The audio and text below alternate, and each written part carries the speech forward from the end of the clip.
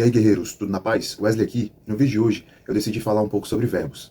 Verbos é uma classe de palavra que eu tive uma certa dificuldade em aprender, né? E normalmente as bancas, quando querem complicar a vida do concurseiro, ela foca ali em verbos porque também é um tópico muito abrangente. Então ela pode ali complicar a vida do concurseiro se ele não tiver safo, se ele não tiver compreendido e entendido muito bem o que abrange esse tópico de verbos. Então hoje eu vim falar sobre a classificação deles. Você sabia que o verbo pode ser classificado de diferentes formas, como regular, irregular, defectivo, anômalo e assim por diante? Então os verbos, tradicionalmente, ele tem 5 classificações: regulares e irregulares, defectivos, anômalos e abundantes.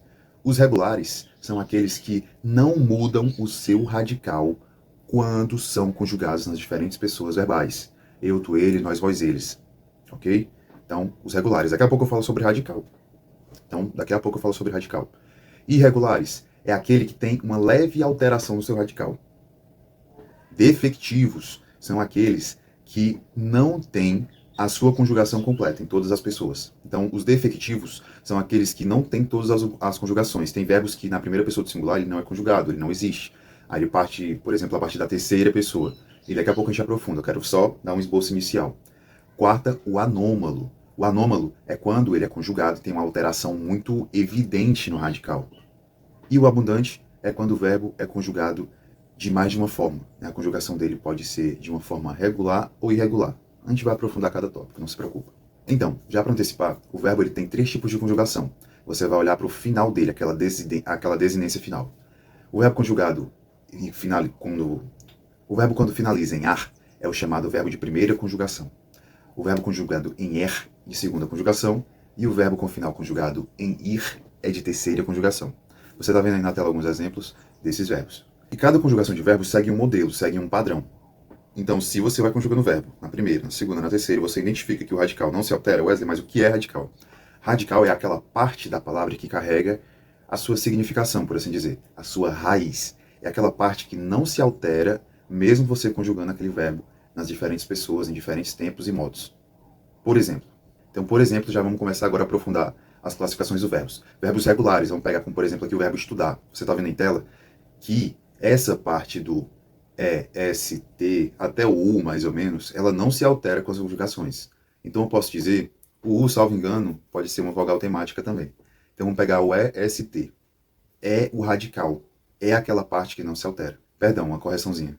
Salvo engano aqui, o radical pode ser o ESTU, D. Que você vê que ele não se altera. Né?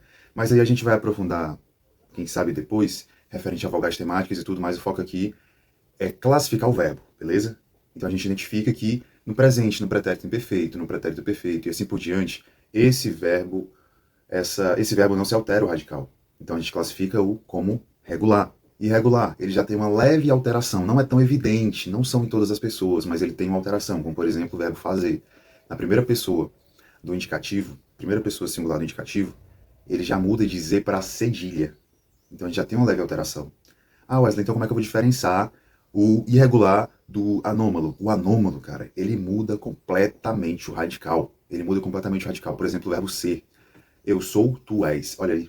Eu sou, tu és. Já é outro radical. É outro radical.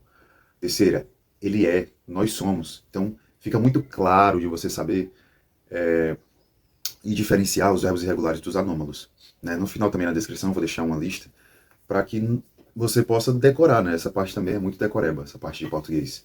Verbos defectivos são, como eu mencionei, aqueles verbos que não são conjugados em todas as pessoas verbais, como, por exemplo, o verbo falir. Eu falo, não é que eu estou falindo, eu falo é porque do verbo emitir um som, né? É falar. Mas o verbo falir não tem conjugação na primeira pessoa, na segunda e na terceira do singular. Ele só vai ter na primeira do plural, na segunda do plural, como você está vendo em tela. Então aí eu considero um verbo defectivo. E aqui um pouquinho mais complexo, mas dá para entender que são os verbos abundantes.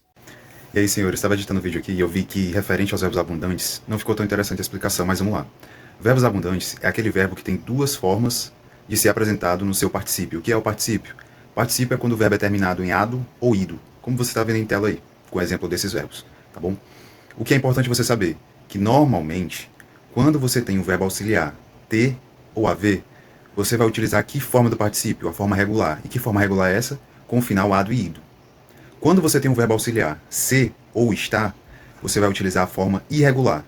que qual é? É a forma reduzida. Aqui não é ado e ido, como eleito, feito e assim por diante.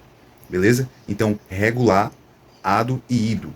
Irregular não tem ado e ido. Aí você presta atenção nesses verbos auxiliares. Ter e haver na forma regular você costuma utilizar, e ser e estar na forma irregular. Um exemplo que estão aparecendo aí na tela vai facilitar muito o entendimento. E para entender melhor sobre verbos auxiliares e verbos principais, eu pretendo sim, já tenho um planejamento de fazer um vídeo sobre tempo composto, sobre locução verbal. Mas para você não ficar voando agora, o verbo auxiliar é aquele verbo que vem antes do verbo principal. Então você vai ter o verbo auxiliar e o verbo principal. O auxiliar ele normalmente já vai estar conjugado de diferentes formas.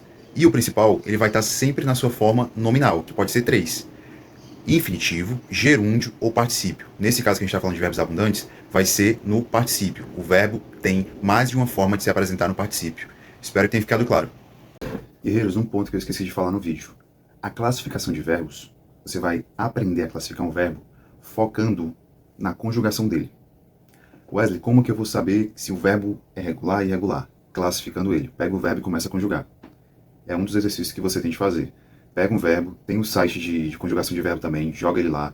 Você vai decorando, aprendendo, fixando as formas de conjugação da maioria dos verbos que caem, porque normalmente tem os verbos mais cobrados, que como eu já disse, eu vou deixar aqui na descrição do vídeo, beleza? Então, falou em classificação de verbos, já lembra de conjugação de verbos. Você vai aprender a classificar, saber qual é a classificação somente após conjugar.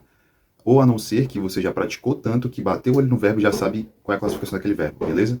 Então, fiquem na paz, até mais e continua com o vídeo aí. Então, o vídeo de hoje foi nesse nível um pouco mais básico para você realmente saber classificar um verbo, se ele é regular, irregular, defectivo, anômalo, abundante. Um pouco mais complexo foi essa parte do abundante, mas o português tem isso. Você vai entender um conteúdo somente quando você entender outro, então no final você vai encaixar as peças. Então, para você compreender um pouco de verbos abundantes, você tem que ter um prévio conhecimento ali de locuções verbais, de tempos compostos, para saber o que é um verbo auxiliar, um verbo principal, mas eu acredito que eu tenha lhe ajudado.